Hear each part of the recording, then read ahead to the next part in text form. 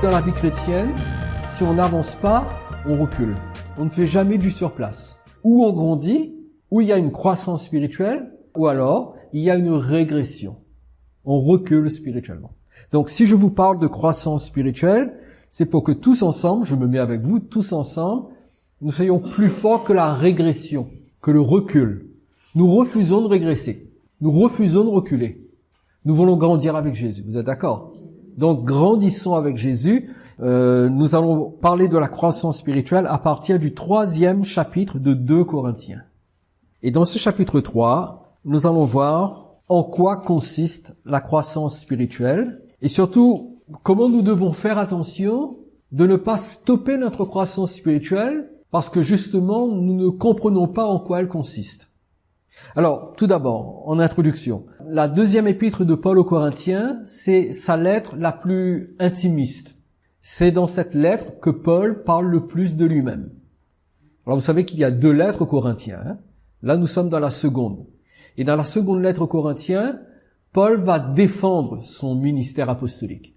Dans l'église de Corinthe, il doit faire face à un certain nombre d'adversaires qu'il qualifie de faux apôtres.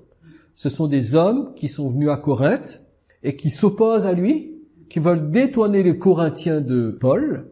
Donc, dans cette lettre, Paul défend son ministère apostolique, donc il parle beaucoup de lui. Mais tout en parlant beaucoup de lui, il va nous donner des enseignements d'une très grande profondeur. C'est dans cet épître que Paul va le plus parler de la souffrance dans la vie chrétienne. Donc, il y a des choses très importantes à comprendre dans cet épître. Et dans le chapitre 3, vous allez voir qu'il y a des vérités extraordinaires que notre esprit a besoin de recevoir. Je commence à partir du verset 1er. Commençons-nous de nouveau à nous recommander nous-mêmes ou avons-nous besoin, comme quelques-uns, de lettres de recommandation auprès de vous ou de votre part? Alors vous savez, à l'époque, c'était la coutume pour ceux qui allaient de congrégation en congrégation, de venir en étant munis de lettres de recommandation. Parce que pour qu'ils soient reçus, acceptés et écoutés, ils devaient justement présenter ce genre de lettres de recommandation. D'ailleurs, on en a des traces dans la parole de Dieu. Par exemple, lorsque Paul s'est rendu à Damas pour persécuter les chrétiens, il est parti avec des lettres de recommandation de la part des principaux sacrificateurs. Lui-même, il recommande certaines personnes. Dans l'épître aux Romains, au chapitre 16 et au verset 1er, il dit « Je vous recommande Phoebé, notre sœur, qui est diaconesse de l'église de Sancrée. » Ailleurs, il envoie un certain nombre de collaborateurs avec une lettre de recommandation pour qu'ils collectent des fonds en faveur d'une église. Donc, c'était une coutume assez répandue à l'époque. Et Paul ici dit « Mais en ce qui me concerne, moi, Paul, moi et mes collaborateurs, mes proches collaborateurs, mon équipe apostolique, est-ce que, de nouveau, lorsque nous venons chez vous, est-ce que nous avons besoin de lettres de recommandation? Ou bien est-ce que nous avons besoin de lettres de recommandation de votre part? Parce que ce que les faux apôtres faisaient, c'est qu'en fait, ils suivaient Paul à la trace. Et lorsque Paul fondait des églises, ils allaient dans ces églises pour saper l'autorité de Paul.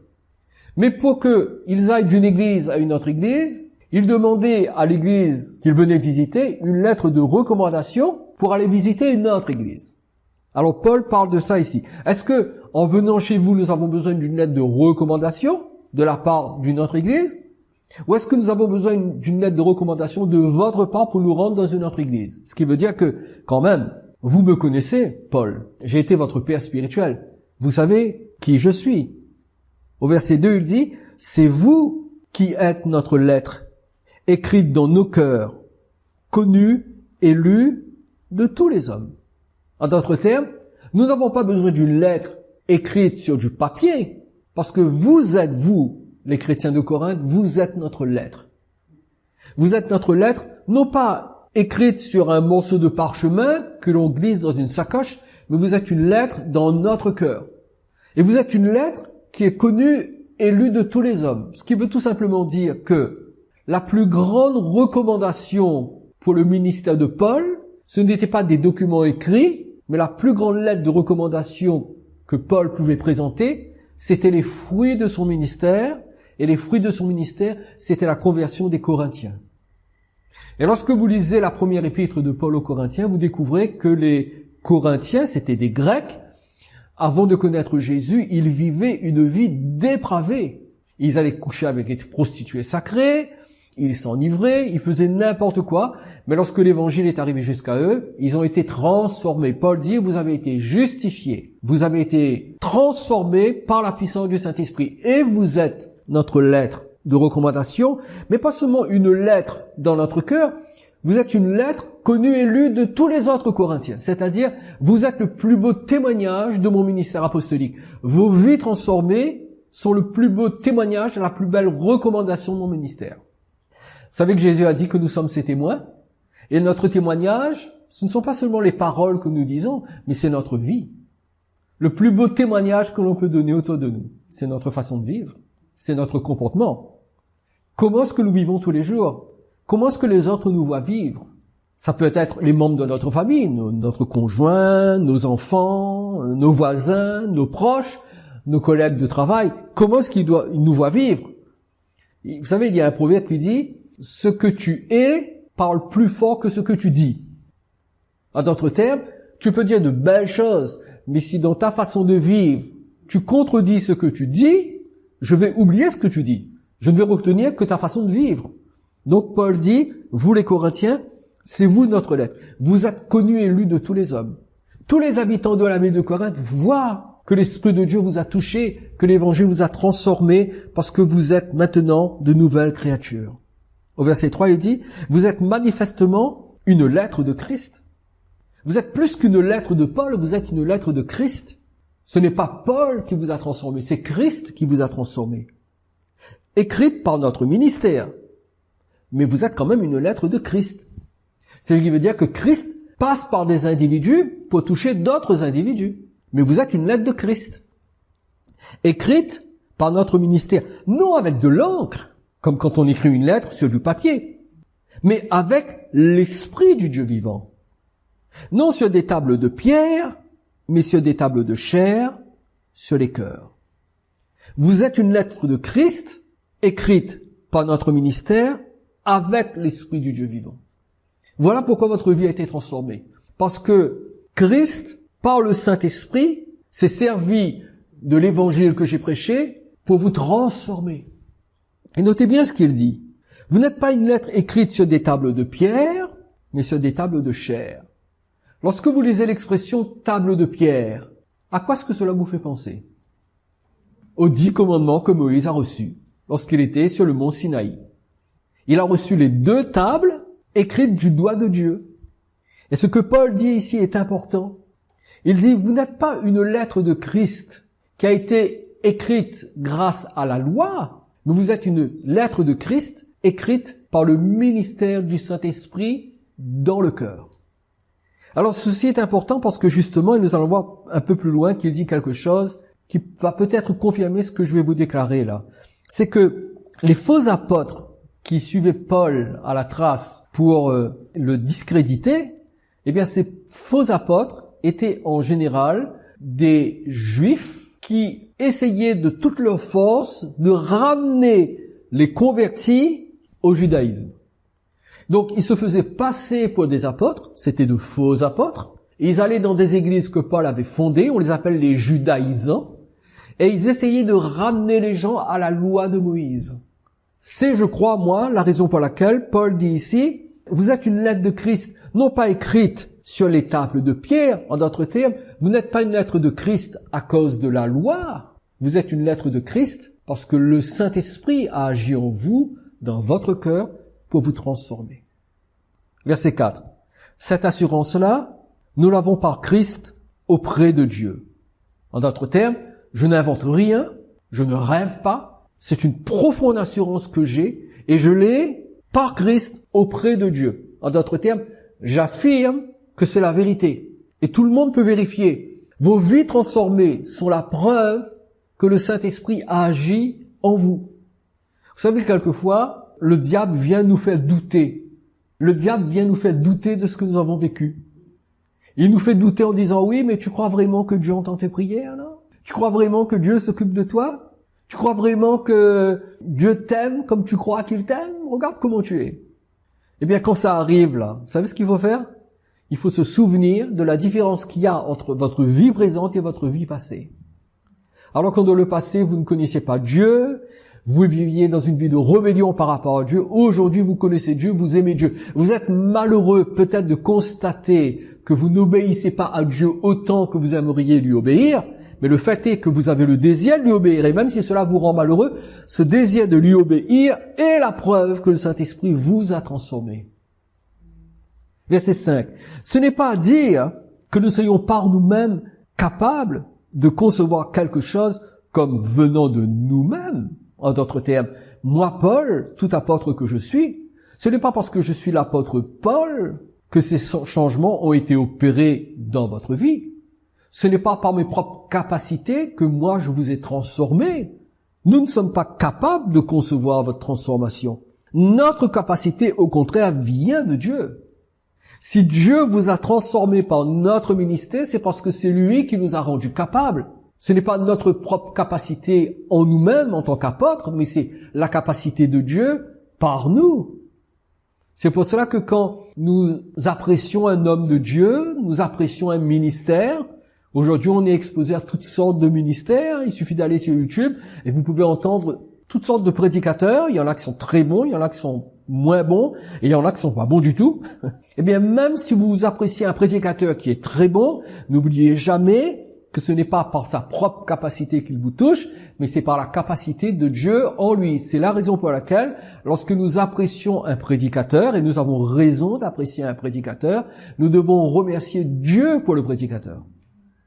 Nous ne devons pas élever le prédicateur et le mettre sur un piédestal. Faisons attention de devenir des idolâtres, c'est-à-dire de détourner l'adoration que nous devons à Dieu seul pour l'orienter vers un homme. Il faut faire attention à cela. Donc Paul dit, notre capacité vient de Dieu, verset 6.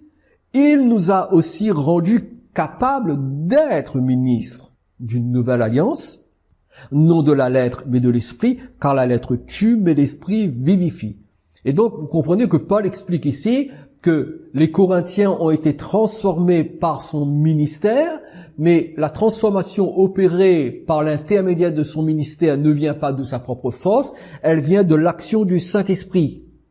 Il nous a rendus capables d'être ministres. Je ne suis pas un ministre parce que tout d'un coup j'ai eu une grande formation auprès d'un rabbin célèbre appelé Gamaliel. Non, non.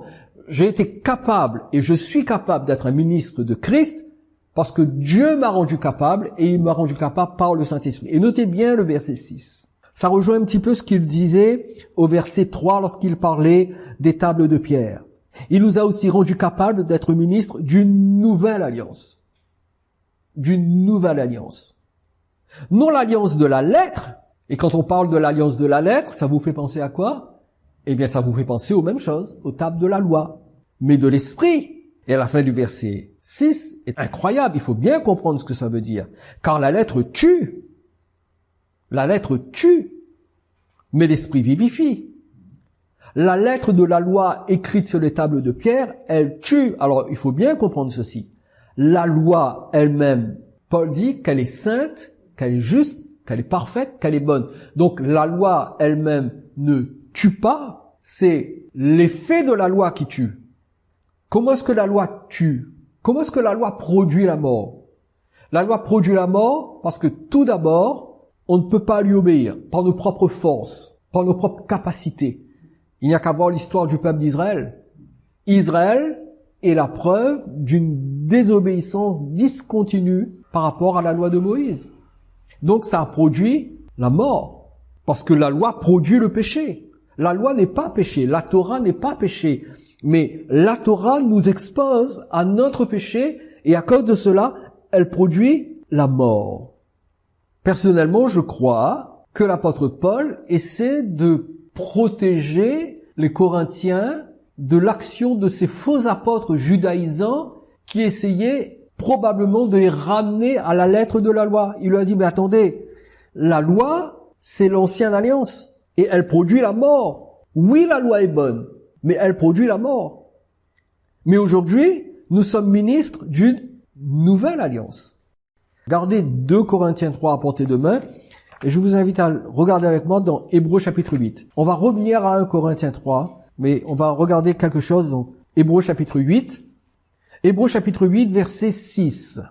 Et l'auteur dit, mais maintenant, c'est-à-dire Jésus, il a obtenu un ministère d'autant supérieur qu'il est le médiateur ou l'intermédiaire d'une alliance plus excellente qui a été établie sur de meilleures promesses. C'est pour ça que l'alliance est nouvelle. L'ancienne alliance, l'alliance de la loi de Moïse sur le mont Sinaï, eh bien cette alliance, elle a été remplacée par une meilleure alliance, une nouvelle alliance. Une alliance plus excellente parce qu'elle repose sur de meilleures promesses. Verset 7. En effet, si la première alliance avait été sans défaut, est-ce que vous comprenez le sens de la phrase? Si la première alliance avait été sans défaut, ça veut dire quoi? Ça veut dire que la première alliance avait des défauts. L'alliance de la loi de Moïse avait des défauts. Et encore une fois, je le répète, la loi est parfaite, la loi est sainte, la loi est bonne. Quel était le défaut de la première alliance? Eh bien, le défaut de la première alliance, c'est qu'elle demande à des individus d'obéir à quelque chose, et l'histoire d'Israël est la preuve que cette obéissance n'a pas été possible. Et même si Israël a essayé de toutes ses forces, Israël a quand même échoué. Et c'est en cela que se trouve le défaut de la première alliance. La première alliance, la loi de Moïse, n'amène rien à la perfection. La loi, l'apôtre Paul le dit, la loi est comme un pédagogue. La loi n'a qu'un seul but, c'est de nous montrer notre péché. La loi ne peut pas rendre saint. La loi ne peut pas rendre parfait. La loi pointe le doigt sur notre péché en disant, regarde, tu ne peux pas aimer Dieu, tu ne peux pas servir Dieu, tu ne peux pas vivre pour Dieu juste en essayant d'obéir à la loi. Il faut quelque chose de plus. L'obéissance à la loi, c'est une action extérieure. On lit les commandements sur les tables de la loi, on essaie de les mettre en pratique, c'est extérieur. Et Dieu dit, cette alliance-là, elle ne produit rien, si ce n'est la mort. Et le verset 7 continue, il n'aurait pas été question de la remplacer par une seconde. C'est clair là. La première alliance a été remplacée par une seconde alliance. Donc, Paul met en garde les Corinthiens, il fait la même chose avec les Galates, il fait la même chose avec les Colossiens. Il leur a dit, faites attention, la première alliance a été remplacée par la seconde alliance. Cela ne veut pas dire qu'on rejette la Torah, absolument pas. On ne rejette pas la Torah parce que tous les principes moraux de la Torah perdurent. Dieu est toujours saint, le péché est toujours mauvais, il faut toujours aimer Dieu. Mais les principes de la loi de Moïse pour nous amener au salut par les sacrifices, toutes ces choses ont été abolies par le sacrifice de Jésus. Donc, la première alliance a été remplacée par la seconde. Et lorsque, aujourd'hui encore, on essaie de ramener les croyants à certaines pratiques de la première ou de l'ancienne alliance, on se trompe, on régresse, on recule, on rétrograde. C'est une des raisons pour lesquelles il faut que nous soyons vigilants par rapport aux différents mouvements messianiques, parce que les mouvements messianiques, sans le vouloir d'une manière expresse, peuvent nous piéger parce que cela peut avoir pour conséquence de nous faire régresser. Nous sommes dans la nouvelle alliance. Nous n'avons pas besoin de chercher, de revenir à la première alliance, parce que c'est écrit noir sur blanc. La première alliance a été remplacée par la seconde. Et la seconde est plus excellente, elle possède de meilleures promesses. Verset 8. Car c'est avec l'expression d'un blâme que le Seigneur dit à Israël, « Voici les jours viennent, dit le Seigneur, où je ferai avec la maison d'Israël et la maison de Juda une alliance nouvelle. Non comme l'alliance que je traitais avec leur père le jour où je les saisis par la main pour les faire sortir du pays d'Égypte. » Donc il est bien question de l'alliance du Sinaï avec Moïse. « Car ils n'ont pas persévéré dans mon alliance.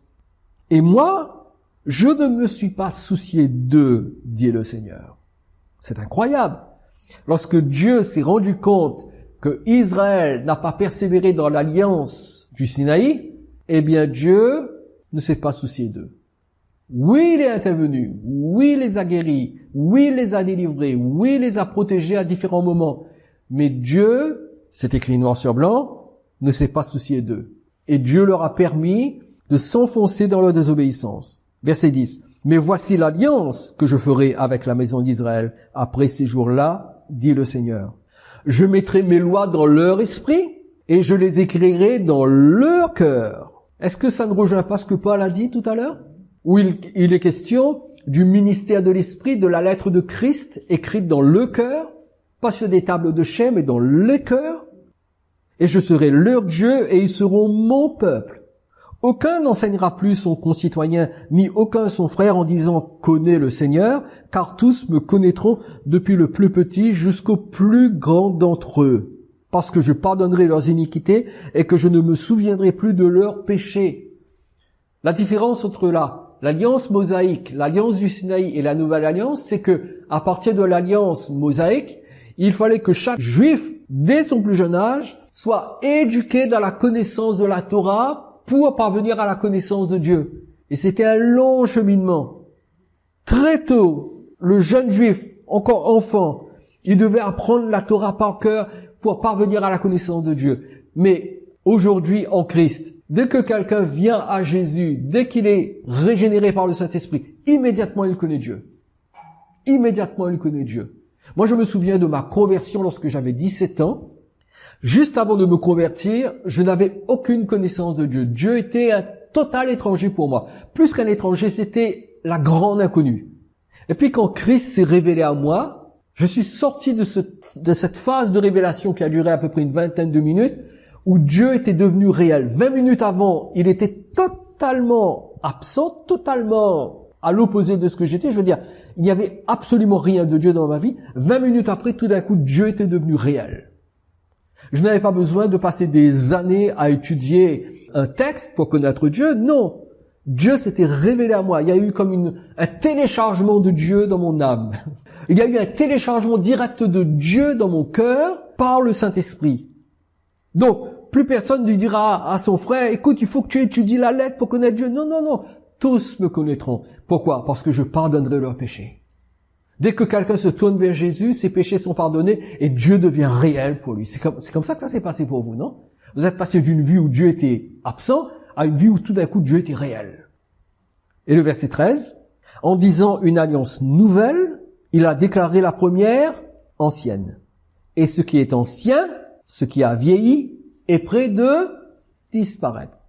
Et c'est important ce dernier verset, parce que voyez-vous, l'épître aux Hébreux a été écrit en l'an 68, 69, ou peut-être même 67. En tout cas, dans ces eaux-là, entre 67 et 69. Et que s'est-il passé en l'an 70? Je vous l'ai souvent dit, vous le savez. En l'an 70, le temple a été détruit. Et si vous lisez l'Épître aux Hébreux, vous vous rendrez compte que le temple existait encore. En fait, il existait encore au moment où l'Épître aux Hébreux a été écrit. Parce qu'il est question des sacrifices. À un moment donné, l'auteur parle des sacrificateurs. Mais il dit, ce qui est ancien, ce qui a vieilli est près de disparaître. En fait, à partir du moment où le temple de Jérusalem a été détruit, tout le sacerdoce lévitique a cessé de fonctionner.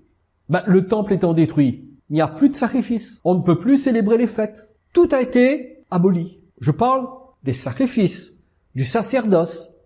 Tout a été terminé. C'était la fin. Et c'est écrit ici, ce qui est ancien, ce qui a vieilli est près de disparaître. Et c'est incroyable parce que à peu près 1 ou 2 ans après, tout s'est terminé. Le temple a été rasé. Et tout le fonctionnement de l'ancienne alliance a disparu. Et ici, le verset 13, nous sommes en face de la prophétie de la destruction du système lévitique. Ça a été à la fin de l'ancienne alliance. Une nouvelle alliance a commencé. Alors, entre le moment où Jésus a été crucifié, à peu près vers l'an 33 de notre ère, jusqu'à l'an 70, c'était une période de transition. Dès la crucifixion et la résurrection de Jésus, la nouvelle alliance est entrée en fonctionnement. Elle est devenue active. Mais il a fallu attendre ce laps de temps pour que tout se termine d'une manière totale. Et pendant ce laps de temps, entre l'an 33 et l'an 70, ça a été la période où Dieu a permis aux Juifs de se tourner vers Jésus et de le reconnaître comme le Messie. Mais comme vous le savez, la grande majorité l'ont repoussé et le temple a été détruit.